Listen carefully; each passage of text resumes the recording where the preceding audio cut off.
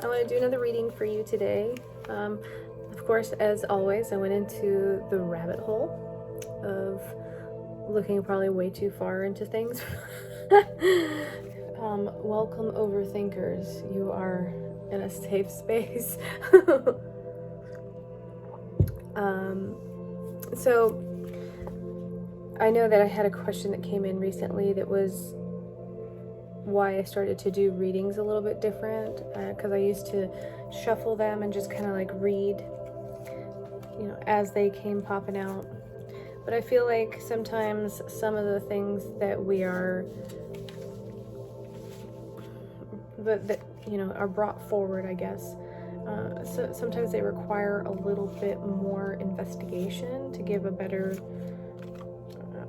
reading. And so I feel very much like sometimes, though a fast reading is good, sometimes it lacks depth. So that's, I guess, why I've gone into the nth degree of the rabbit hole of readings. But also I have a tendency to have I wouldn't necessarily call it a perfectionist tendency, but I do have a tendency to not want to just give superficial information, answers. I want it to mean something. I want it to have depth. So the only way to do that is to go all the way in. So here we go. Today's reading is actually not for today. It's for July 20th, 2025. Why? I don't know. It seemed like an important day, apparently. I named it The Work, the World, and the Public Face. Times that may correlate to this reading, if you are seeing them, or pay attention to, maybe this reading might hold something for you. The numbers are 1019 or 2219 if you're following with military time. Another number that came through is 2233, and also I would, if you are into My Human Design, I would look at 10, 19, 22, and 33 if any of those numbers are important to you. So what I noticed about this day is that Mars is going to be conjoining with the South Node in Virgo. Now, I boxed in Virgo because it feels important. So you could be a Virgo, Virgo rising, Virgo moon, Virgo sun, something about Virgo, or where this transit is conjoining in a particular house you've started to pay attention to.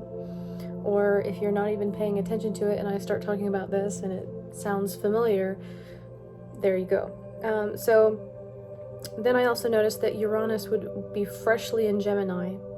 And Nessus, which is not everybody's favorite asteroid, it means not the greatest things. It's Nessus, if you're wondering where that comes from, is the legend of Hercules. Nessus conjoins with the North Node in Pisces. Then I noticed that Pallas and Chariklo were in conjunction at 2020.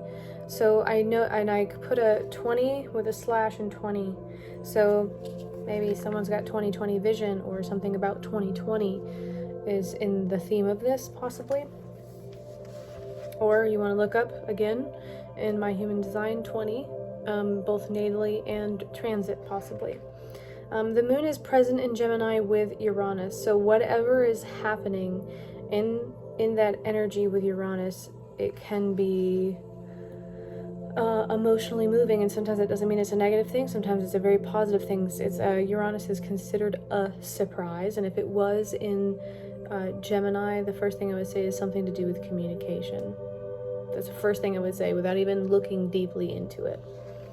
So Uranus, I pointed out that if someone is experiencing or coming into a Uranus opposition, it can cause a craving for something new. So wherever Uranus was when you were born, if it's like directly across the street or even squaring it, that is still significant. I wrote down a hot Virgo detox, and I boxed in Virgo again, and then drew an arrow to stomach. So a hot Virgo detox. So a hot, something spicy, stomach detox.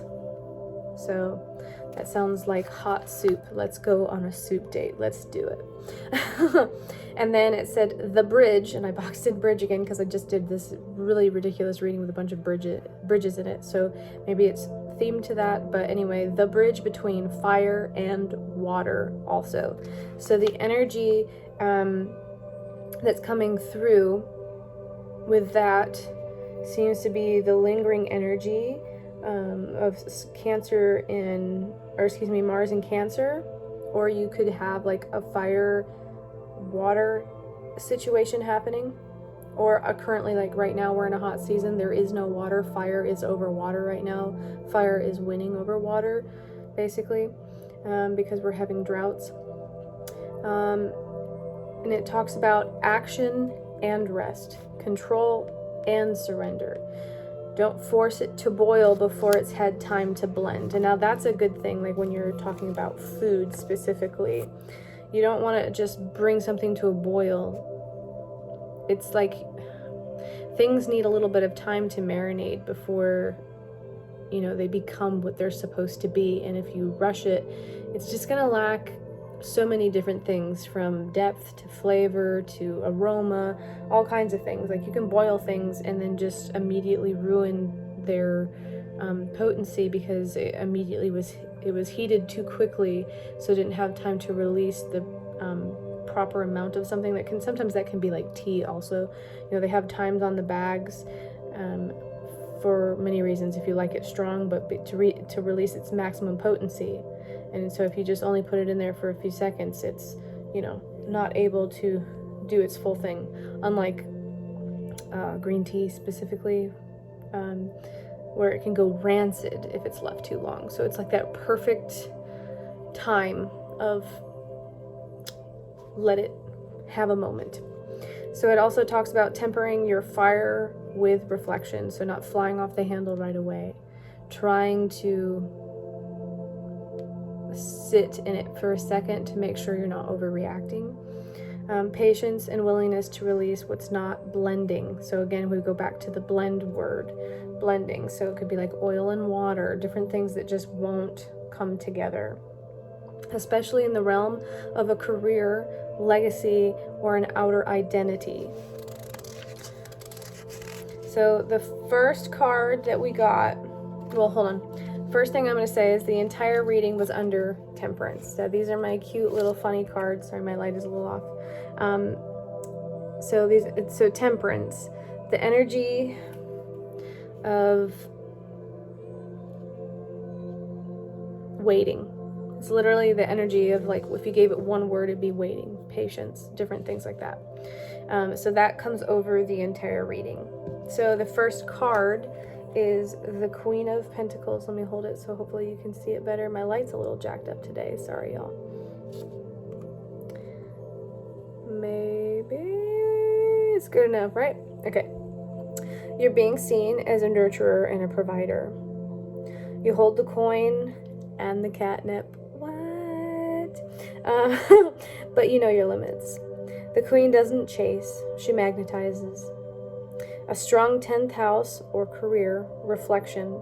Maybe it's time to pull back from hustling and lean into sovereignty and personal power. So a lot of times, like, especially the Queen of Coins, she's like worried. She has a tendency to worry about finances. Not necessarily always be like an overspender of some sort, but definitely an energy of lavishness. I like lavishness. So, like busting your ass to have the life that you have. Or busting your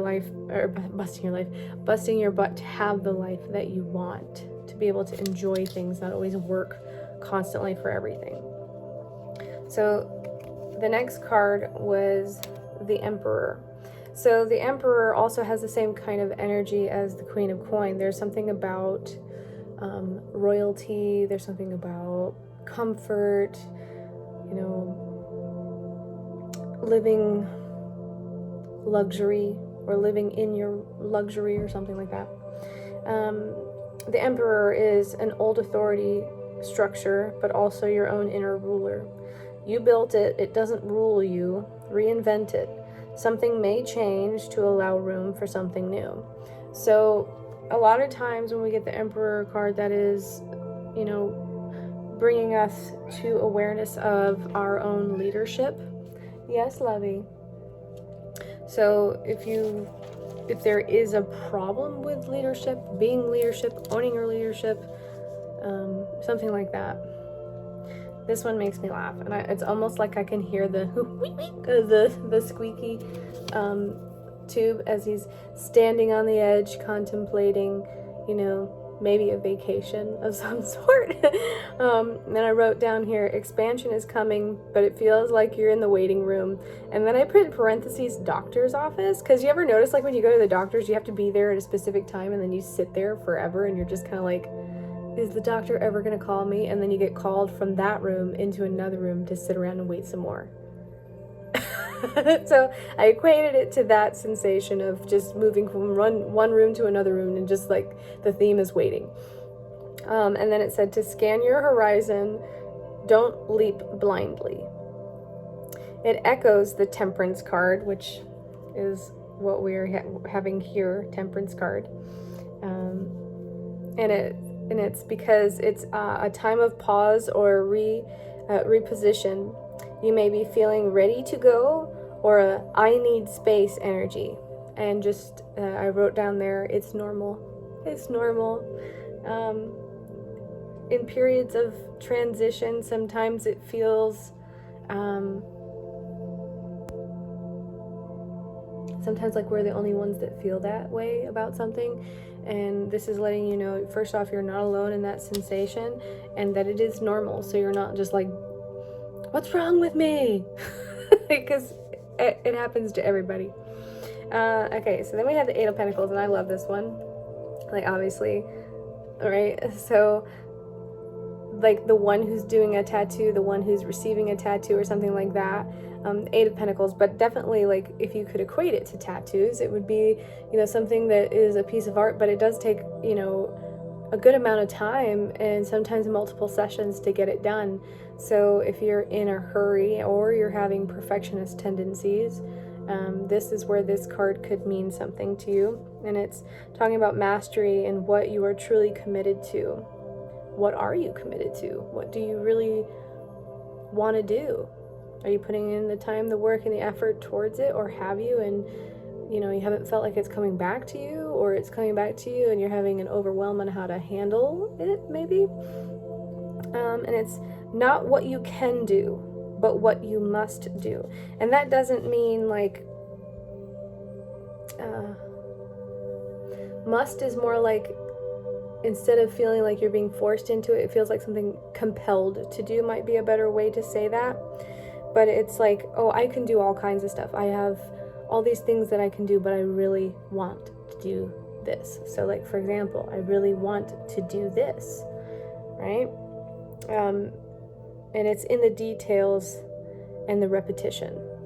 So that can talk about, when we're doing something, we're working hard towards something, it does take time and effort, and to repeat things over and over again to become,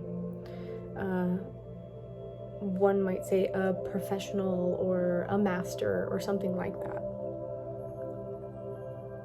And it also talks about the two of these coming together, the foundation meeting desires.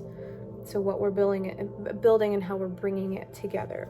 So then we got the 10 of Cups energy. So I wrote, your heart wants peace, harmony, and chosen family.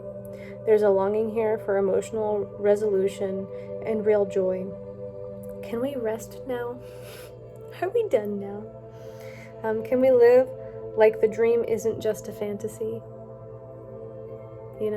Are we allowed to have things we dream about be real? Or maybe let's say it in a way where, like, sometimes stop waiting for when and just say now, right? Then we got 4 of Wands. This is a celebration card, kind of like the 10 of Cups, but it's like more like a emotional fulfillment for there. And this one is like the celebration of it. So a celebration, a sacred union, homecoming. Now I don't know if that means that someone's coming home, something about homecoming. I mean, that's not till October, but this is talking about July energy. So I don't know, something about homecoming. You might be moving toward a literal or emotional rite of passage, possibly a new community, a creative tribe, or a big event. Something may be about to click into place, like an epiphany, about what is blocking it. So maybe, again, how we've been feeling sometimes, like working towards things and feeling like there's always just another hurdle, another challenge, another something. So that's where that one came out for me.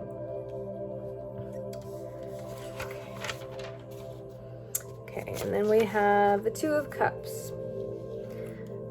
So we have the mirror soul, where a mirror soul somewhere in your story, one in orbit or incoming, your own inner union or rebalancing, the burning off of relationships that aren't mutual or healing, and only let in what is true and reciprocal. So this is an energy for superficiality type of friendships. This is real. And if the relationships give to you, you're not just the only one giving all the time. Don't be over giving, overdoing, overcompensating, over excusing, over anything for anybody. Right? Just if it's not communicating, if it's not feeding you, if it's not building you up, you have to like figure out what that energy is in your life. And see, these two here, to me, it's a party of some sort, would be the Four of Wands energy, some sort of party or celebration, the coming together of people. And then we had the Chariot energy that came in like a boss.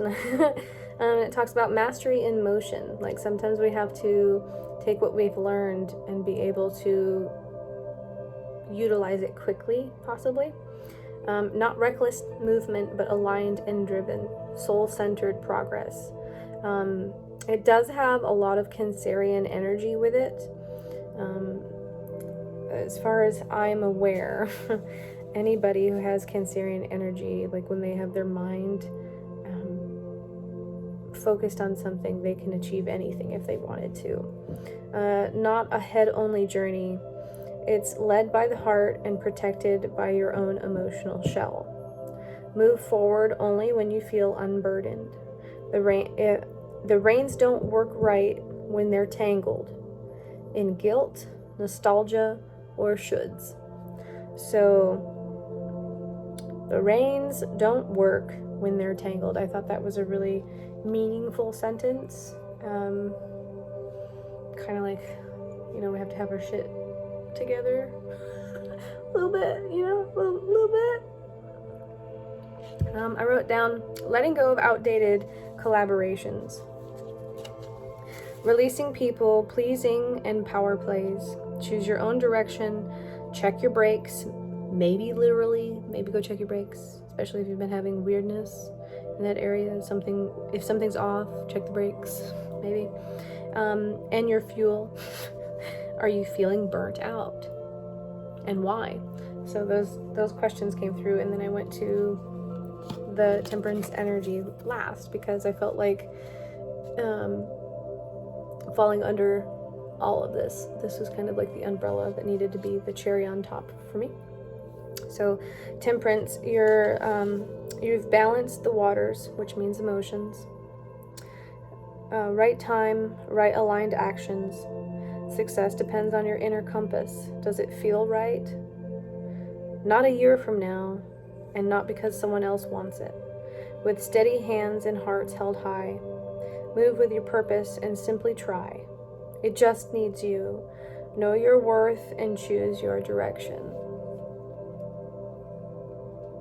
So I think that's important too. Don't choose something just because that's what somebody else wants to do. Don't do something just because somebody wants you to do that. Do you want to do that? And then I brought up the fact that Pallas and Chariklo were at 20 degrees Aquarius, which is in degree theory a white dove bearing a message. So message, Gemini, Uranus energy. Uranus in Gemini is, if you were to talk about spiritually and psychically, Uranus really talks about intense higher octave epiphanies. It does rule over the skies or the heavens. And Gemini is ruled by Mercury, which is considered the messenger, right? So the dove symbolizes God or spirit, right? So you see how we're tying that thread together of what a dove means. And delivering truth without distortion. The purity is both disruptive, which is a word for Uranus, and liberating, which is one of Uranus's favorite words, is to liberate.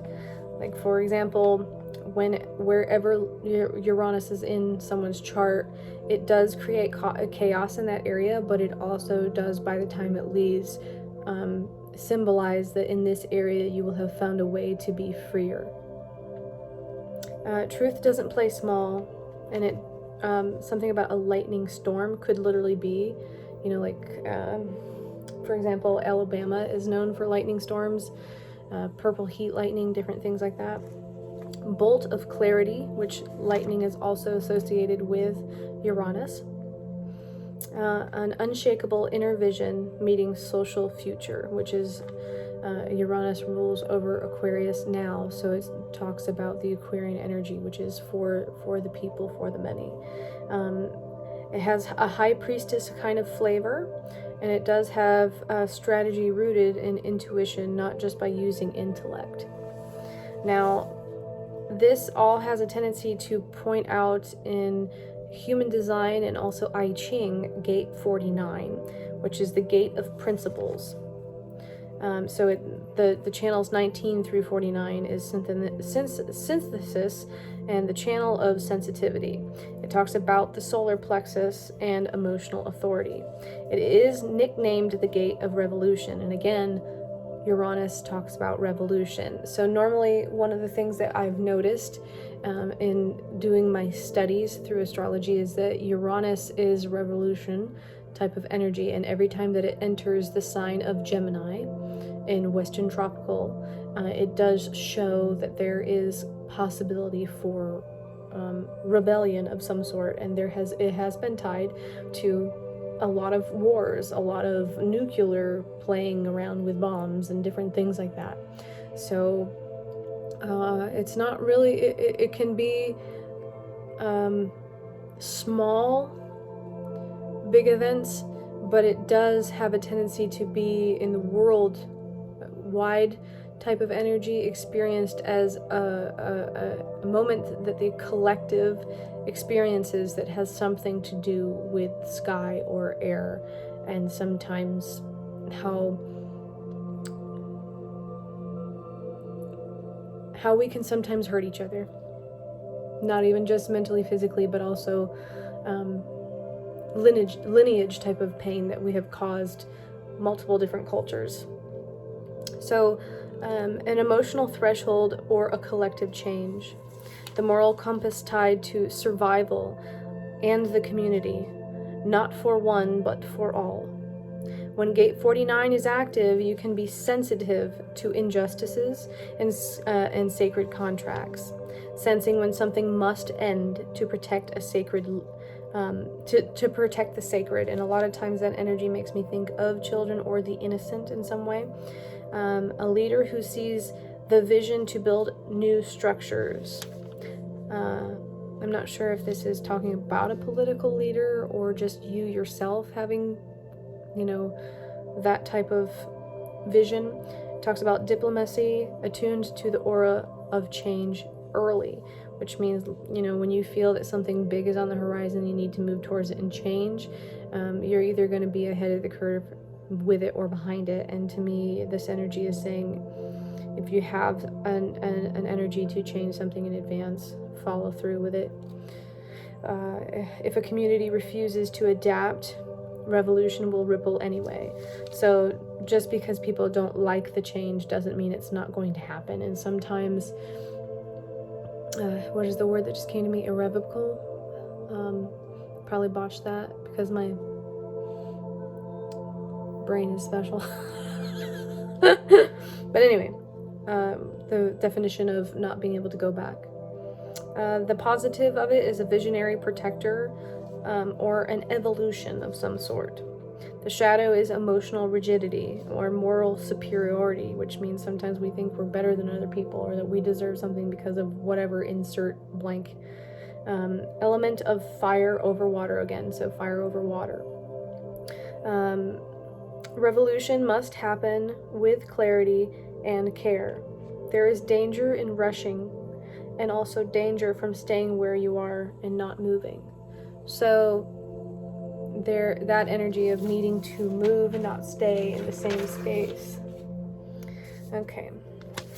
Then, do not change for the sake of change. Spiritual authority, allyship, and energy hygiene. And that's the energy of the Virgo. Virgo people, or just the energy of Virgo, demands cleanliness in some kind of way or order, sometimes to a perfectionist kind of point, which it can be annoying, but it's meant for good thing, but it's also a place sometimes where phobias come from, I've noticed. Boundaries, discernment, and strategery. See what needs to change. It may result in understanding the why of why something felt unexplainable for so long. How wonderful would that be? Ooh. Write down important ideas when you receive them. So I always, when I'm doing a reading for somebody and someone's like, oh yeah, I got all these things all day long, blah, blah, blah, I have really good ideas. And I'm like, okay, so what do you do with them? And they're like, oh, well, I just think about them and blah, blah, blah. And I said, well, how do you follow through with them or remember?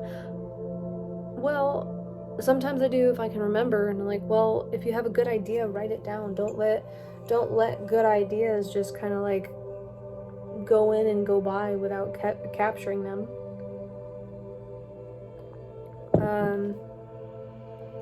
And then I moved to talk about Mars conjunct the South Node in Virgo. And it can talk about burning ancestral karma through the body, obsessive or over-editing, never good enough to publish. I think we're well aware that I'm probably guilty of that at this point. Can you use your incredible skills without killing your joy? So it's like when you're really good at something and you want to do something, like, please don't micro cut yourself all the way to the point where you don't want to do it.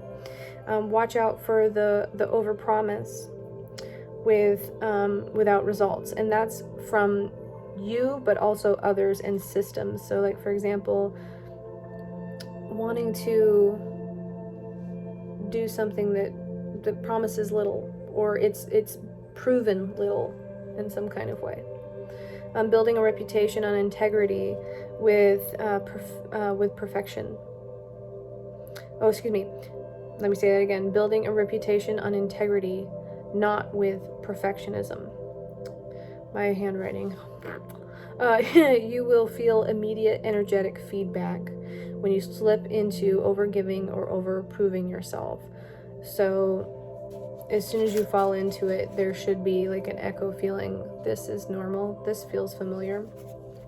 So then I wanted to talk about Uranus and Gemini, and it's the words that are associated with it are communication and ideas, networks, nervous systems, siblings, duality, innovation, rebellion, shock, freedom, the future, technology, radical thinking, focused on nervous system healing. So someone could be having anxiety disorders or a shaking disorder, or it's an emotional thing. It's not necessarily always outward, but it could feel like ADHD on caffeine.